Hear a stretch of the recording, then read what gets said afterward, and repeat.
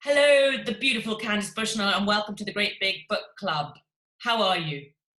Hello, Emmy. I'm so happy to be here at the Great Big Book Club. I'm excited. Darling, how is your lockdown going? You know what? It's fine. It's just monotonous. It's like I take the same walks every day. I went to Thailand before all of this started, and I think that if I had been in New York, I probably would have gotten it because like in London. I probably know, 20 or 30 people who've had it, which is a lot. Yeah. So I don't know. I Gosh, don't know. where are you self-isolating then? Oh, I'm at my tiny little house in the Hamptons. And is I, swear- I do think I have the cheapest house in the Hamptons. I'm not kidding. it? I look at real estate all the time. I'm like, could I ever trade up? No. Tell me about your Zoom behind you. What are you doing? You look like you're out of space. I know, and it's great because you can change the background on your Zoom. Now you have no reason to change your background because you've got a lovely office, and I'm in my office, and it's a mess. Are you actually fully dressed though? That's my other question. Oh, yes, absolutely. Yeah, I got my pants on today. Brilliant. I I do the same, but it's not that different from the regular life when I'm out here writing. It's like I get up, I work usually until 2. I don't see anybody. I often don't talk to anybody anyway because nobody talks on the phone. And then I go and I do some exercise, and then maybe I talk to a couple people on the phone, and then I make dinner. It's a pathetic life of a writer. It is. So glamorous, so glamorous. And is it busy outside in the Hamptons, or is everybody sitting at home? Oh no, if it's a nice day, they're all out. And because it's the Hamptons, you can you really can tell like who's like a local and who's from the city. And this is the time of year when there are like no city people out here, so it's annoying that they're out here. It's also a really bad time of year weather wise. Right. It's like Nantucket. It's the Hamptons. It's surrounded by water, so it's gloomy. Like February, March, and April here are depressing in themselves. Of course, you've got that lousy weather in England anyway. So. You're right. Now, darling, you've got a new book out called Rules for Being a Girl. Yes, and I'm going to hold it up. Excellent. And it's American cover. They did. I do love this cover. It's a great cover. It's also a great book. It's a great book. It real, it is because I did it with somebody else. Tell me. Because I did it with Katie Cotugno, and Katie, all she does is write YA books, and I feel like very, lucky that I worked with her, and we have the same editor. And I had another contract to do another young adult, and I was like, what should it be? And we were like, what can I had some ideas, and then I was always reading Katie's books because she's one of my editor's authors. And then my editor was like,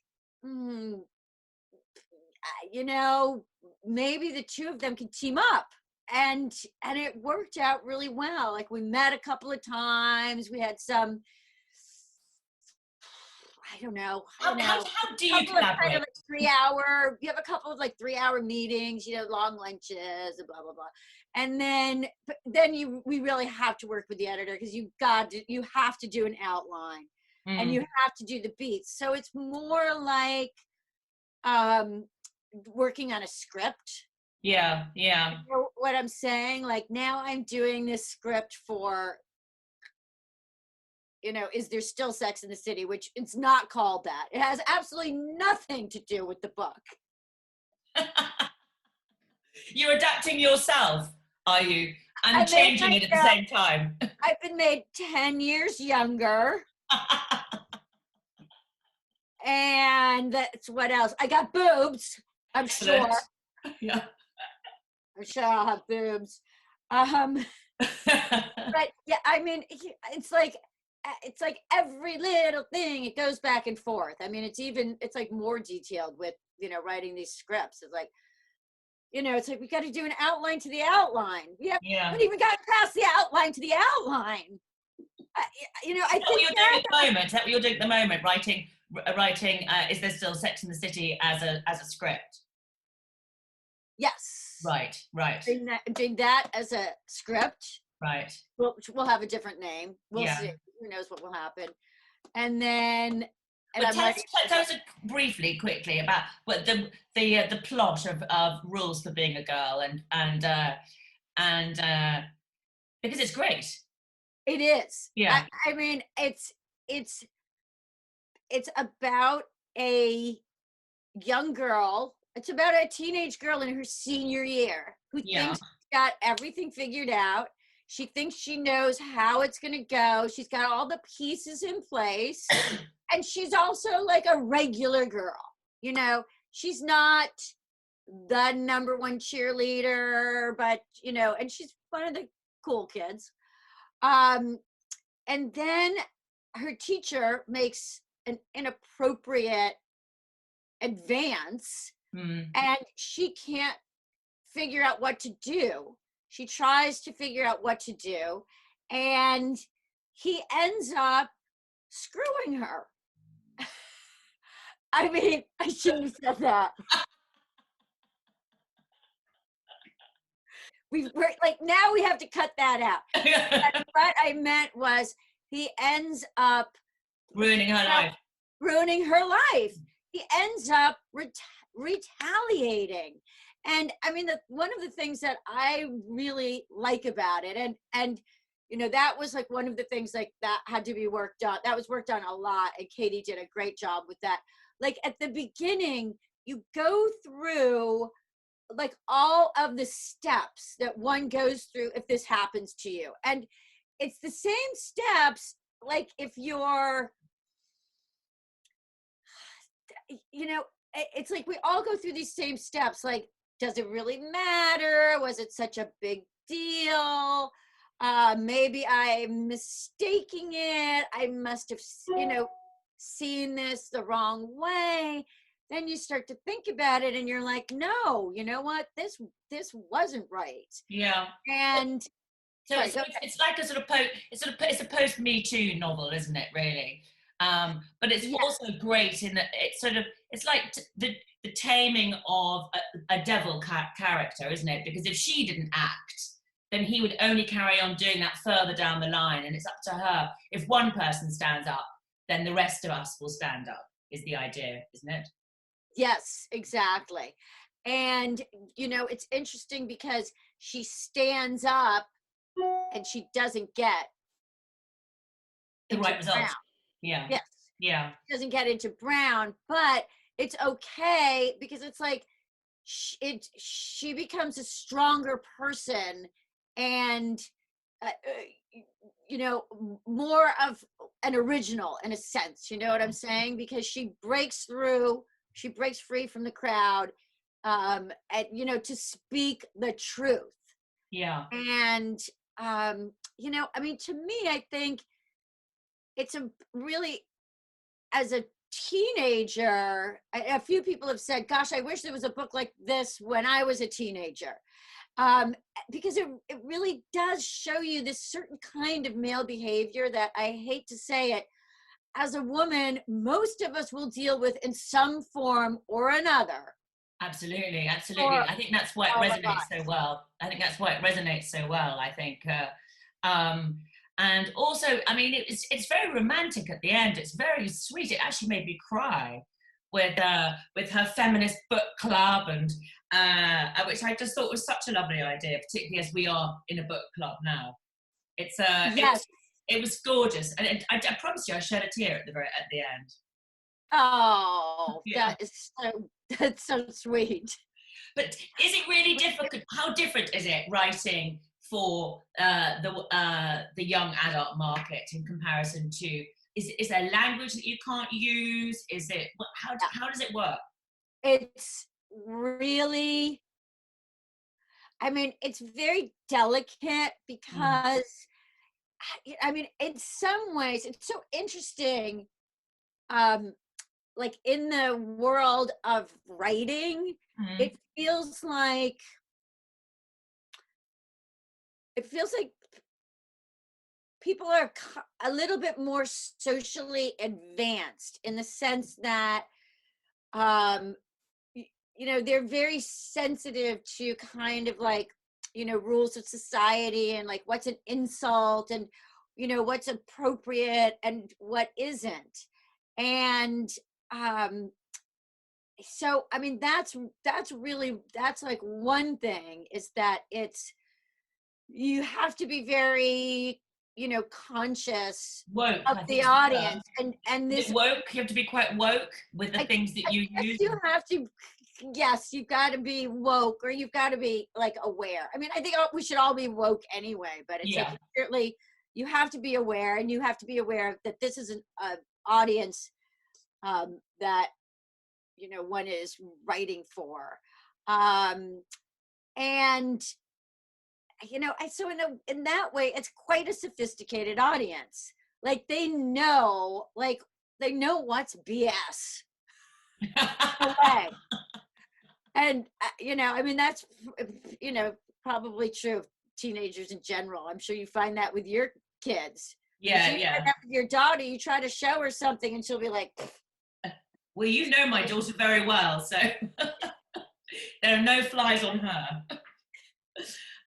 But I wondered whether you have to be because children are always reading books that are too old for them.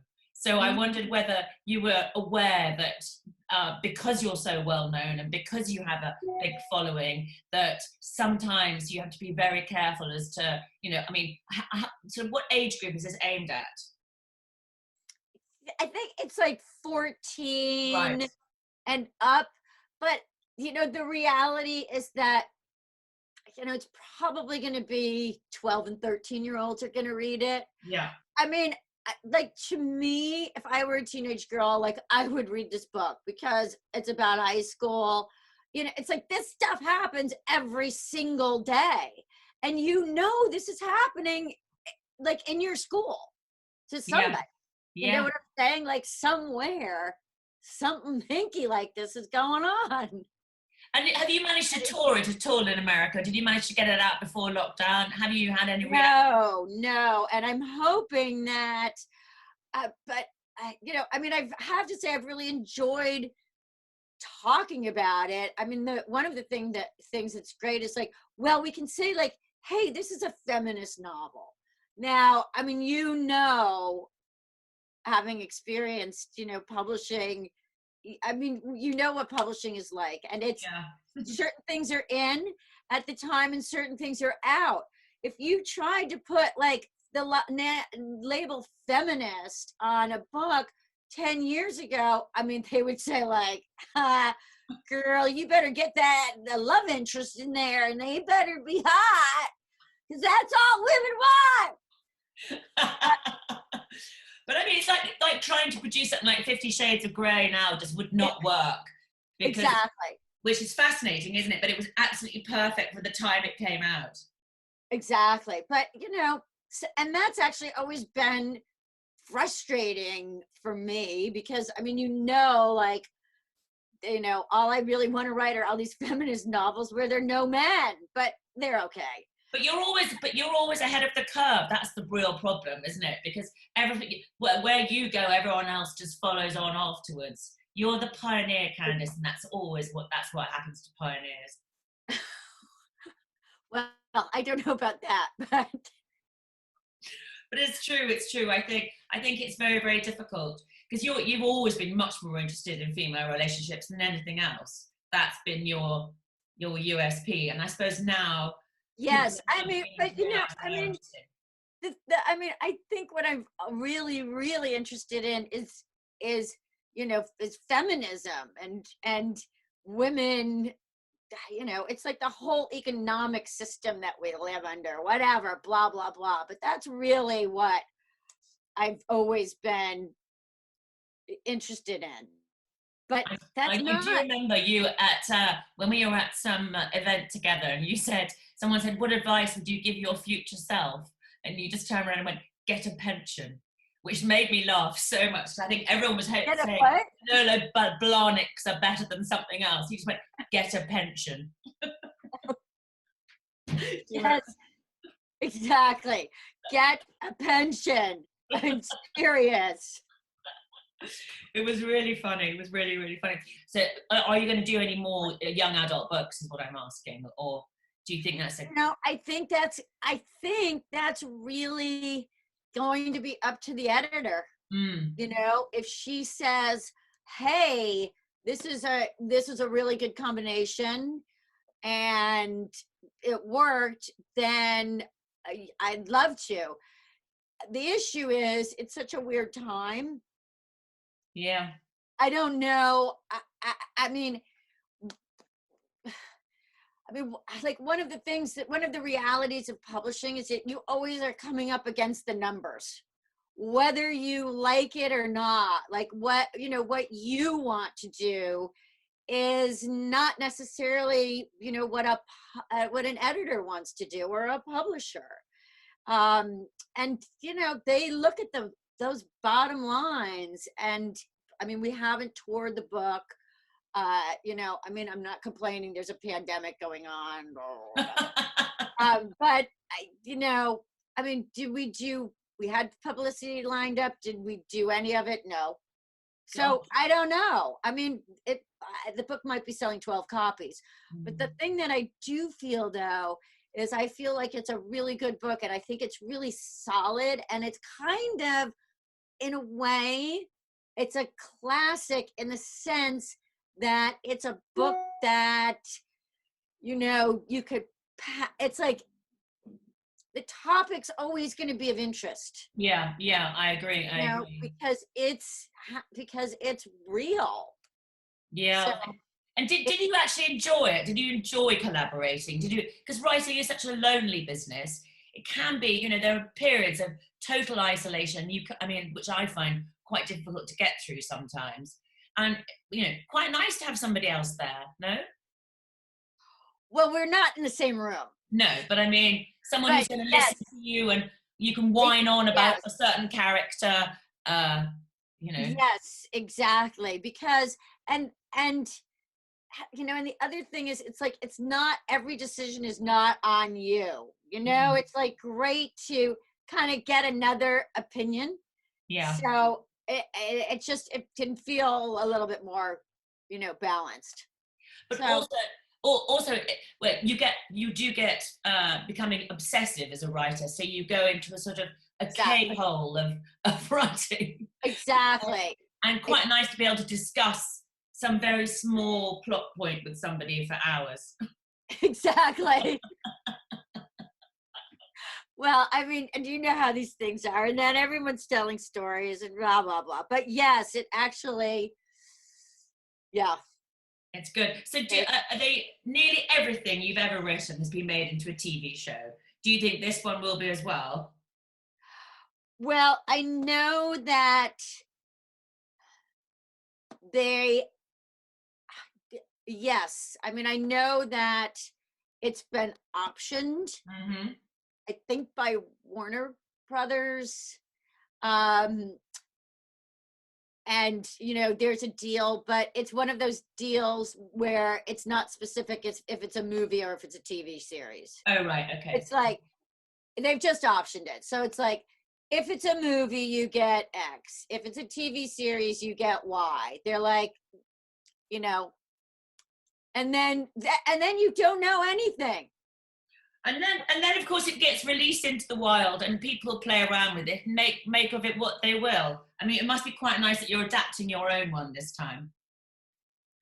Yes, of course. I wonder, I always wonder on these TV projects how long they let you hang around before they're just like, you know what, we don't need you. Like, and Yeah, you're becoming irritating now. Can you leave? well, I mean, it's such TV is just I mean, it is like making sausage. I mean, Kenton does it. It's you go into the office and it's whatever. Yes, I know. It's extraordinary. I mean, there's a big part of me that's like, I'd rather like, and then there's so many people you got to talk to all the time. It's not any different than going to an office. Like, I always hated going to the office. Like, I got to make conversation with this person, that person, blah, blah. It's like, I'm exhausted.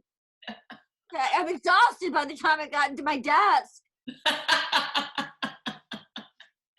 Well, listen, so Donna, here, we've got some questions for you from some people from all over the world. So people have sent in some questions. I'm going to put my very serious glasses on now because obviously I can't see anything anymore. I'm going to go with, here you go. This is a really good one to come straight off the back of your book with. This is from Tiffany Kelly from South Africa. And she asks, have you ever used your feminine wiles to your advantage in your career?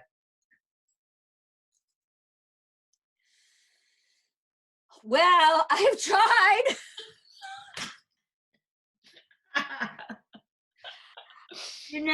I probably, no, I mean, I would say, I would actually kind of say no.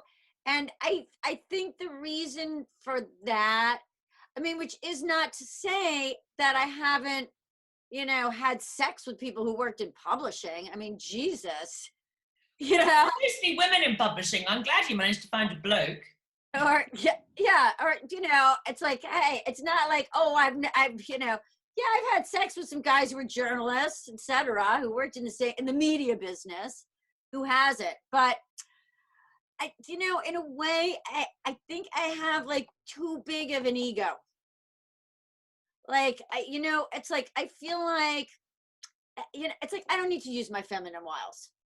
Good. It's like, dude, I'm getting that job. Yeah. Like, good. I know I'm good.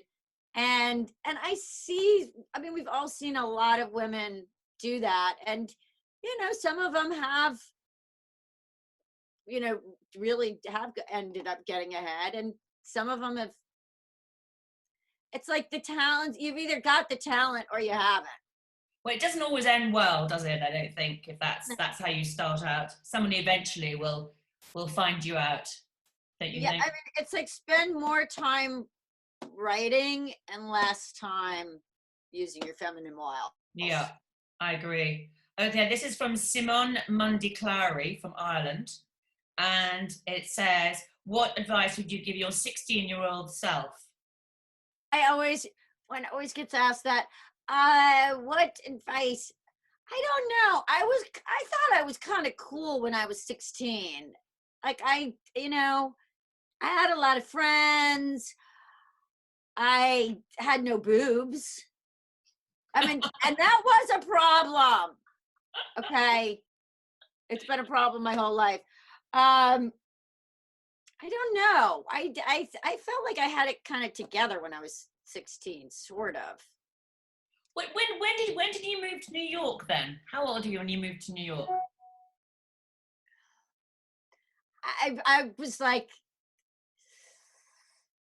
18 or 19. Yeah. Because I went to college when I was 17. But actually, when I went to college when I was 17, like all that stuff with the professor, and people have asked me about this, has anything like that, what happened in the book, ever happened to you? And I suppose, I'm sure that lots of women are going to say, yes, something like this happened to me. But yeah, it was like the professors were just blatant about it. Were they? Really? Oh my God. If you knew the things that went on, it was. Gosh, for what though? For good grades, or or just because they're gorgeous little young girls in the classroom and they couldn't help themselves, or what was the transaction? I don't. I think the transaction. You know what? For some of the, I think. I think that's just it's like it's a power thing, I mean, it's like, I mean, there's a part of me that thinks that a lot of these guys who are teachers, they all have sex with their students. Still, they don't still, do they? No, they don't still. Yeah. But I mean, I know this guy who was a professor at Columbia. Right. And he up until, it was up until 10 years ago, all these guys are, and they say it's the women coming on to them and they just can't say no. I mean, all vulnerable men, they just can't say no. They can't say no. It's whatever. But yes, but I moved to New York when I was quite young, and I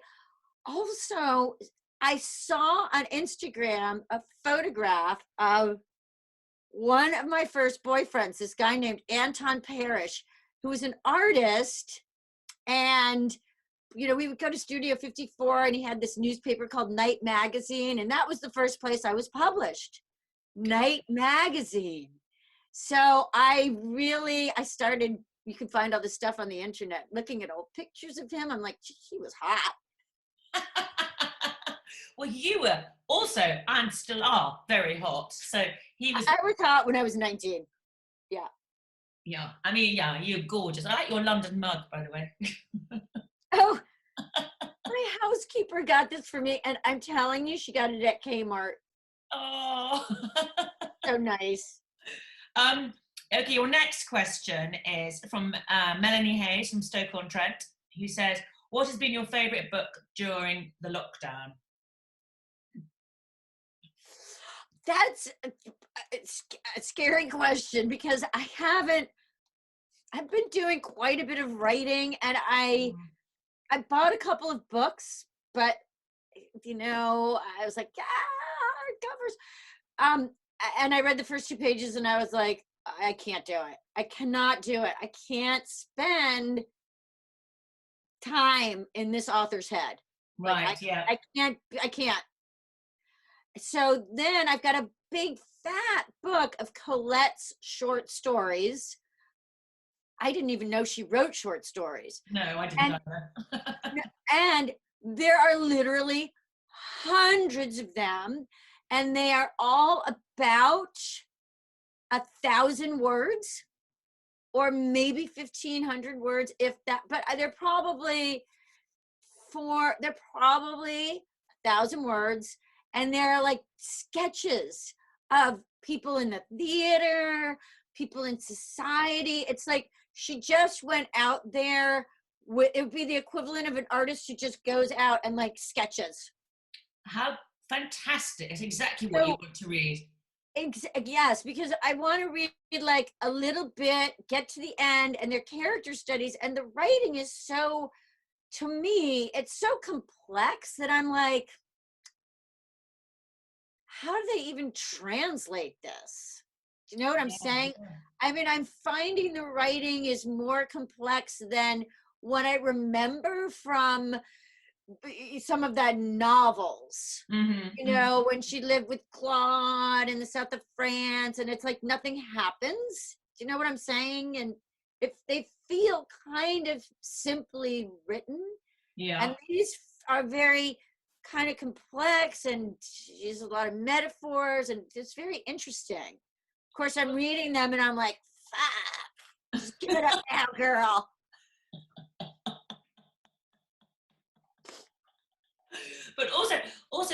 it's really the art of the short story is just so, it's one of the great pleasures of writing. I remember when we did a collection of short stories together, and I think your opening line was sort of, David went to Dallas, or whatever his name is, just to get rid of his wife, get away from his wife, or something, which made me laugh so much, and that's all you needed to know about his marriage. Oh, That was God. a long time ago. That was about 20 Yes, it years was ago. a long time ago. I have not seen that story. I'm sure it was absolutely horrible. Oh, no, it was really funny. But it was the opening sentence was in order to get And away it from was his wife. terribly cynical, I think. Yeah, very cynical. It was really It good. was really cynical, which, you know, we love, but nobody else does. Okay, oh, here we go. This is from Serena Ryan from Melbourne, Australia. You were ahead of your time writing about women's experiences in a really sex positive way. What sort of reaction did you get to your writing from men? Well, the interesting thing is, you know, Sex and the City was not originally written for a female audience. It was written for the New York Observer, and 60 or maybe even 70% of that audience was men. Yes, exactly. It was, and you know, I called them old men, but they were only 50 at the time because I was younger. But no, it was like these, you know, it was the business guys who read this, and they all, and then, you know, women started reading it, obviously, because it was about women. But the men loved it because it was harsh about men. But here's the truth about men. Men know other men are assholes. Like, women don't quite get it. They don't get the depth of assholery. Men.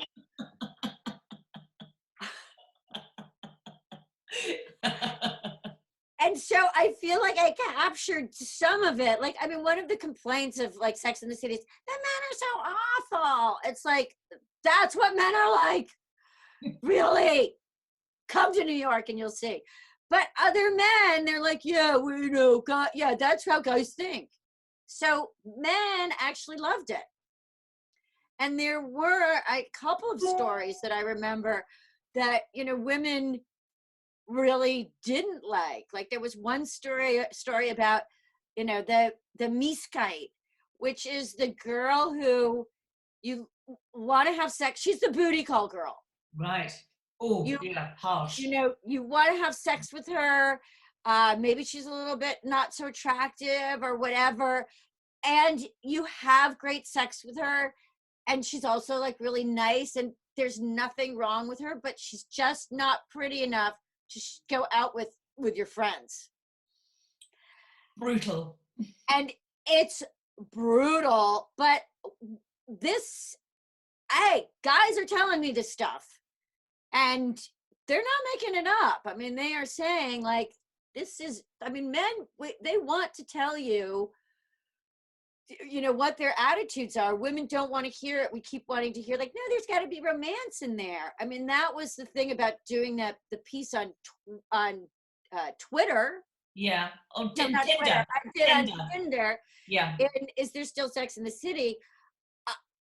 Which I love, by the way. Such a good book. Oh, thank you. I really loved it. It was great. Oh, thank you. I mean, the guys they're really bad, but the guys were talking about how bad these other guys are. So, and the women just, you don't want to hear it.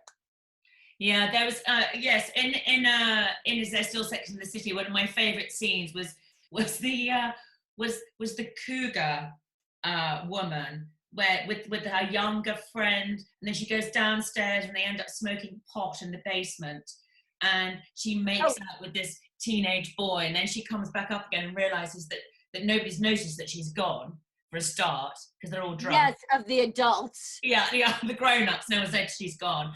And then, how does it end? They're going to go to a nightclub and they don't take her. No. Well, and they want her to drive. If she wants to go to a nightclub, and then it turns out that they just wanted her to give them a ride. Yeah, that's right. They didn't want her to go to the nightclub. They just wanted her to give them a ride. They wanted the use of her car. They wanted her to chauffeur them there. And then she thought she was being really groovy and hanging out with some really cool young people and, you know, being just hip. It's so funny. It was brilliant. Absolutely brilliant. It's one of my favourite bits in the whole book. I properly burst out laughing when I saw it. That's good. Diane, I got two more questions for you. Right. Okay. Has your success given you power to make social change? If so, what? From Maria Kempinska. To me, yeah, it's always somehow tied up in writing books. And, to me, writing books is it's just trying to give women a different way to think about their lives. Like, you don't have to think the way society tells you to think. You can be original, have your original thoughts. You can say, no, this is wrong thinking in every way, and you don't have to go along with it. So, for me, like, a lot of this is like just to try to get women to not think in the way the patriarchy wants you to think, which is that, like, men are ultimately important and you should put them number one. That's just whatever. But and I do think that Sex and the City did bring about a social change. It did. And honestly, that was what it gave women sort of a different option and a different way to look at their lives. And I found that really most profoundly in, maybe not in America or not in England, but in, other countries that are much more countries where, at 22, you're supposed to get married and have kids. Yeah. So for women like that, this is revolutionary. And it would say, look, parents, and so many women said this to me, they would say to their parents, look, there is another way for me to live my life. And I would like to live my life that way. Not to marry, somebody who you want me to marry, but to be independent and to make my own money. So to me, I think that's really what it did. It's your legacy. I think you sort of freed a whole generation of young women that it was totally acceptable to hang out with just your girlfriends. You didn't have to have boys in order to make your group anything. You could hang out with your girlfriends, you could go to work, you could buy a ridiculously expensive pair of shoes, and you didn't have to get married and have children. And that was totally fine. It was your money, your choice, your life. Exactly. Which made everything, it was properly revolutionary for its time, I think. The last question is, is he in London? Can we see your dogs? Oh, He wants to see your dogs. I have to put him up on a chair. Oh. They're super fuzzy. Let me see. Pepper, little Mappy. All right, come on. Come on, little girl. Come on. Okay, here's Pepper. I can't get the other one up because he's so heavy. He's not even in here. Buddy boy! Mr. Prince! Mr. Prince, come here! Let's see if I can put it down. Mr. Prince! Come here, Mr. Prince! He's so lazy. Come on. Oh, buddy boy. Come on. Oh, he's maybe limping a little bit. Oh, dear. So, here he is. See, I don't know if you can see him.